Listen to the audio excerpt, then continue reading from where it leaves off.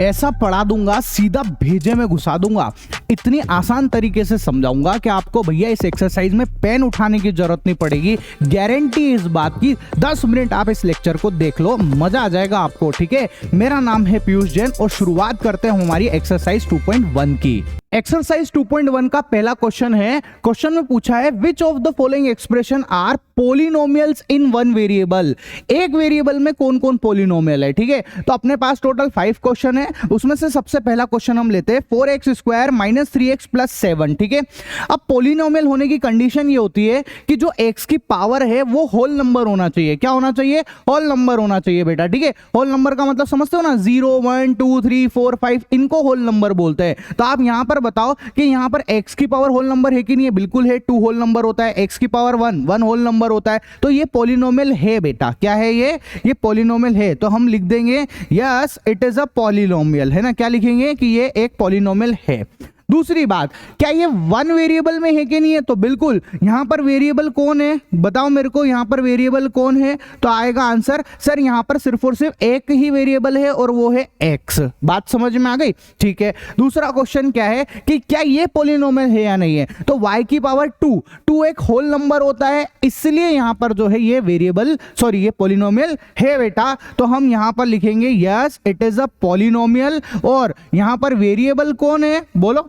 यहां पर वेरिएबल कौन है? वो है y, जो कि एक ही है, वन ही वेरिएबल है, इसलिए ये वाला क्वेश्चन भी खत्म हुआ। इसके बाद में आता है तीसरे नंबर का। अब ये मोस्ट इंपॉर्टेंट क्वेश्चन है, मैंने देखा है, पूछा है काफी बार कि ये पॉलिनोमियल है या नहीं। तो हम लिखेंगे, इसको कैसे समझेंगे, ध्यान से समझना। 3 √t का मतलब होता है t की पावर 1/2 प्लस t √2। ये आया। अब आप देखो यहां पर t की पावर क्या है? 1/2। पावर जो है वो होल नंबर होनी चाहिए, पर यहां पर तो होल नंबर है ही नहीं। ठीक है, 1/2 होल नंबर नहीं होता है। तो हम लिखेंगे no it is not a polynomial बेटा। तो ये हमारे 3 क्वेश्चन हो चुके हैं। अब हम लोग करते हैं हमारा 4th वाला पार्ट, जो कि है y + 2/y को कर रहे हैं ना। तो आप इसको भी समझ लेना, ये भी बहुत इंपॉर्टेंट है, इसको भी काफी बार पूछा जाता है ना, इसमें बच्चे अटकते हैं इन सब चीजों के अंदर। तो देखना जरा क्या आएगा, y + 2/y। अब इसका मतलब क्या है? देखो y की पावर 1 है, ये पावर नीचे, इसको ऊपर लेके जाओ आप, तो क्या हो जाएगी? y की पावर -1 हो जाएगी। अब -1 जो है वो होल नंबर नहीं होता है, इसलिए ये पॉलिनोमियल नहीं है। Clear?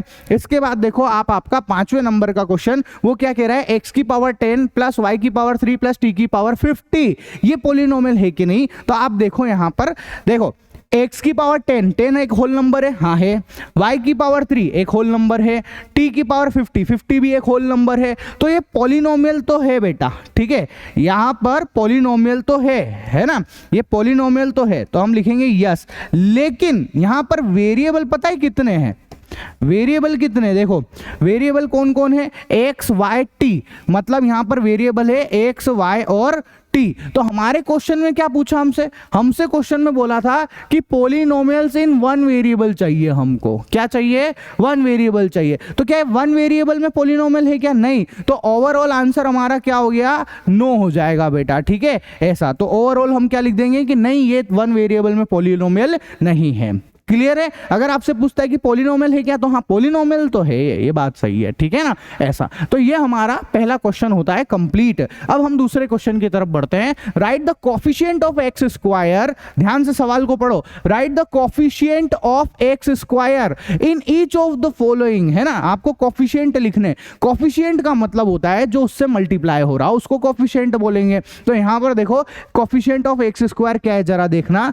Coefficient of x² is equal to, x² के आगे कौन है? आगे कौन मल्टी हो रहा है? 1 मल्टी हो रहा है, तो हमने लिख दिया 1। तो इसका आंसर आ गया 1 बेटा। ठीक है, ऐसा।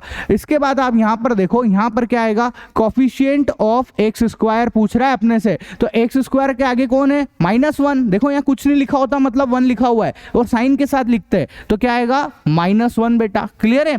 इसके बाद आप देखो x² का कोफिशिएंट कौन है यहां पर? तो कोफिशिएंट ऑफ x² आएगा जो x² के आगे मल्टी हो रहा हो, और वो कौन है? π/, 2। समझ आया। उसके बाद में आप देखो यहाँ पर कोफिशिएंट ऑफ एक्स स्क्वायर पूछा है। क्या पूछा है बेटा?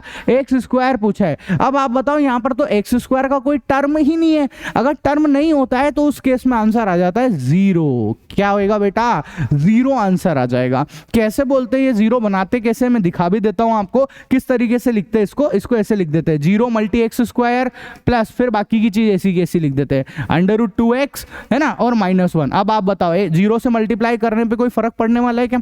नहीं पड़ने वाला है। ठीक है, इसलिए हमने बोल दिया एक्स स्क्वायर का कोफिशिएंट क्या है? 0 है बेटा। समझ आया।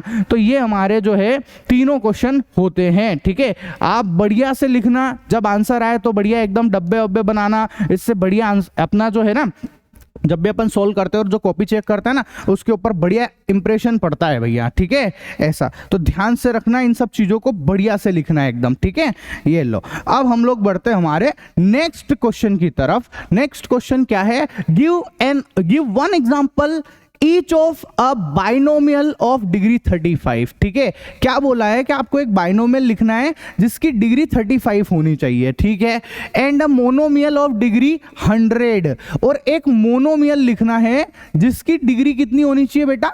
100 होनी चाहिए। समझ में आ गई? तो देखना जरा ध्यान से, बाइनोमियल क्या होना चाहिए? 35 डिग्री का होना चाहिए। बाइनोमियल का मतलब होता है 2 टर्म। समझना अच्छे से बात। ठीक है, बाइनोमियल का मतलब क्या होता है?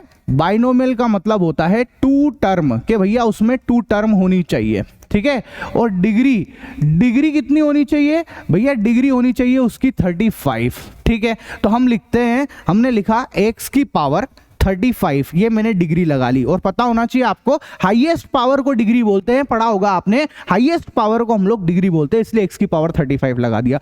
प्लस अब ये बाइनोमियल है, एक और टर्म लिखनी पड़ेगी, तो हम कुछ भी लिख सकते हैं। चाहे तो आप चाहो तो 5x लिख दो, ठीक है, आप चाहो तो x लिख दो, आप चाहो तो -x लिख दो, आप चाहो तो 5/2x लिख लो, आप जो चाहे अपने हिसाब से इसको लिख सकते हैं। यहां पर आंसर सभी बच्चे के अलग अलग आ सकते हैं बेटा। ठीक है, इस वाले में आंसर सबके अलग अलग आ सकते हैं, है ना, ऐसा। इसके बाद हमारे से क्या पूछा इसी क्वेश्चन में एक और बात पूछी, मोनोमियल ऑफ डिग्री 100। अब मोनोमियल का मतलब पता है क्या होता है? मोनोमियल, इस मोनोमियल का मतलब होता है सिर्फ और सिर्फ एक टर्म होनी चाहिए। कितनी टर्म होनी चाहिए? एक टर्म होनी चाहिए। तो आप देखो जरा, एक टर्म कौन सी अपन ले लेते हैं? x। ठीक है, उसकी डिग्री कितनी? 100, तो ये पावर लगा दी मैंने 100। अब एक और एक टर्म है तो एक टर्म लिख दी मैंने, इसके साथ और कुछ नहीं लिखना, मतलब प्लस में कुछ नहीं लिखना। ऐसे नहीं कर सकते कि प्लस में 5 लिख दिया, गलत, ये बाइनोमियल हो जाएगा। ठीक है, लेकिन सर क्या इसके साथ में हम मल्टीप्लाई में कुछ कर सकते हैं क्या? बिल्कुल कर सकते हैं, मल्टीप्लाई कर सकते हो आप, है ना। सर हम डिवाइड में कुछ कर सकते हैं क्या? बिल्कुल कर सकते हो, आप चाहो तो डिवाइड में भी लिख सकते हो। ठीक है, तो ये भी बिल्कुल करेक्ट आंसर है। मतलब समझ में आया? तो आपका आंसर क्लियर हो गया होगा कि हम मल्टी कर सकते हैं, डिवाइड कर सकते हैं, लेकिन हम प्लस और माइनस नहीं कर सकते बेटा। ठीक है, ऐसा। तो ये हमारा आंसर आ चुका है, कोई दिक्कत है नहीं? ठीक है, नेक्स्ट क्वेश्चन आता है हमारा, क्वेश्चन नंबर 4। क्या बोला है?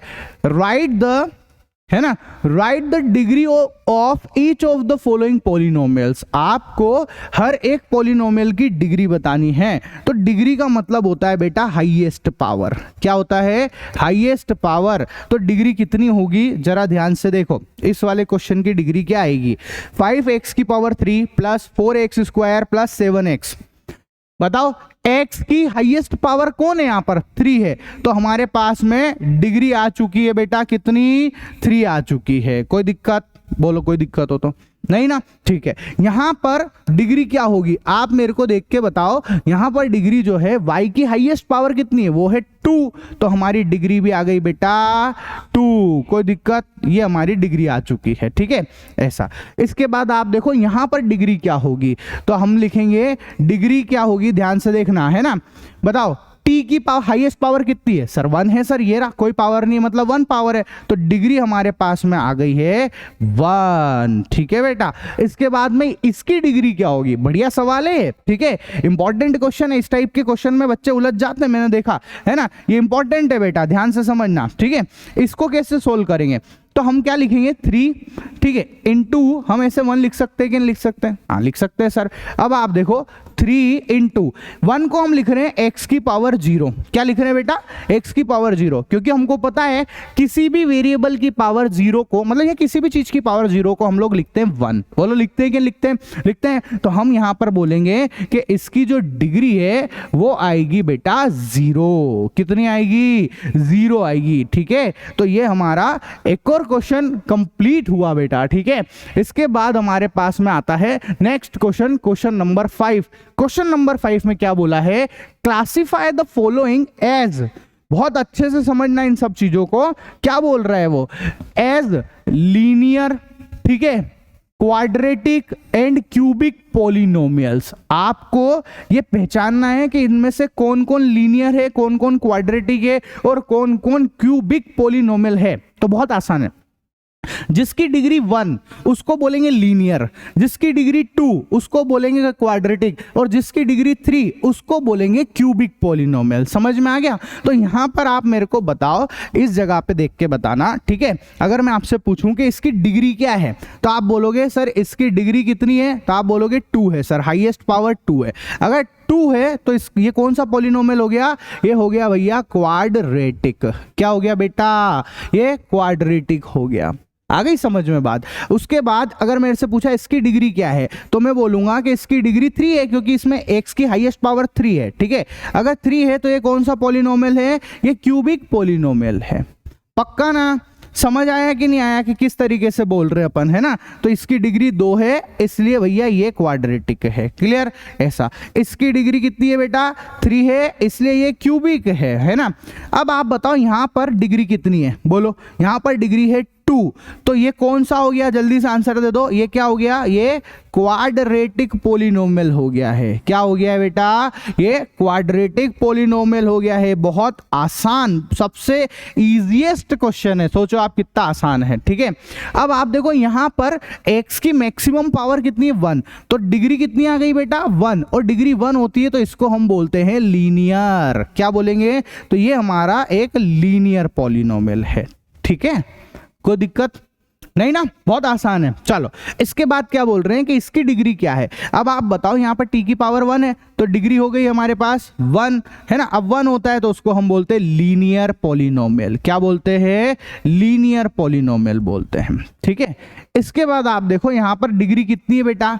इसकी डिग्री बोलो जल्दी से। इसकी डिग्री है 2 है तो हम बोलेंगे कि ये क्वाड्रेटिक है। क्या है? ये एक क्वाड्रेटिक पॉलिनोमियल है, ठीक है। ऐसा। अब आप देखो यहां पर इसकी डिग्री कितनी है बेटा? बोलो। इसकी डिग्री आएगी हमारे पास में 3। अब 3 है तो इसको हम बोल देंगे कि ये क्यूबिक पॉलिनोमियल है। कौन सा पॉलिनोमियल है? क्यूबिक पॉलिनोमियल है। क्लियर? तो ये हमने सबको क्लासिफाई कर दिया है बेटा। कोई दिक्कत नहीं ना? ठीक है। तो ये हमारा जो है पूरा चैप्टर होता है खत्म, है ना। अगली एक्सरसाइज जो है नेक्स्ट वीडियो में डाल रहा हूं, देख लो, आई बटन के अंदर लिंक डाल दी है। मजा आया हो पढ़ने में तो चैनल को सब्सक्राइब जरूर कर देना। और हाँ, एक और बात, मैं अपने इस चैनल पे मैथ्स, साइंस और एसएसटी तीनों ही सब्जेक्ट पढ़ा रहा हूँ। साइंस एसएसटी तो बहुत शानदार मक्खन तरीके से एनिमेशन के साथ में समझाइए, मजा आ जाएगा। ऐसे एसएसटी और साइंस पढ़ने को मिलेगी बेटा आपको, ठीक है। तो सब्सक्राइब नहीं किया हो तो कर देना और दोस्तों के साथ शेयर भी कर देना, ठीक है। ऐसा। तो मिलते हैं हम हमारे नेक्स्ट वीडियो में, तब तक के लिए टाटा बाय बाय।